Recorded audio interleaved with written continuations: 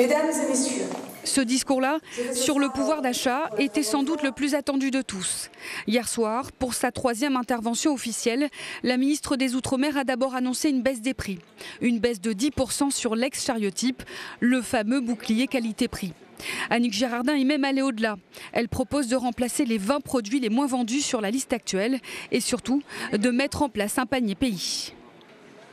En plus du BQP, du bouclier qualité-prix, il faut ici un panier pays dont la composition changerait tous les mois et qui permettrait à une famille modeste de 4 personnes de préparer au moins un repas pays par jour. Mais pour améliorer le pouvoir d'achat des Réunionnais, la ministre propose aussi que 50 Réunionnais participent aux réflexions de l'actuel Observatoire des prix.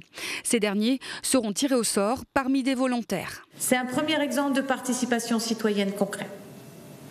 C'est un observatoire des prix qui sera donc plus démocratique, plus transparent, qui sera ainsi au service de l'ensemble des citoyens de ce territoire. Il faudra aussi donner des moyens. Bien sûr, impossible pour la ministre d'aborder les prix sans poser la question de l'octroi de mer. Pour Annick Girardin, cette fiscalité locale qui augmente le prix de nos marchandises devra être révisée sous forme de consultation citoyenne immédiate. Je pose un impératif. Nous devons continuer à protéger la production locale, car sinon c'est l'activité et l'emploi qui vont souffrir à La Réunion. Mais je vous ai entendu, cette taxe est difficile à accepter sur certains produits. Nous devons donc rechercher le juste taux.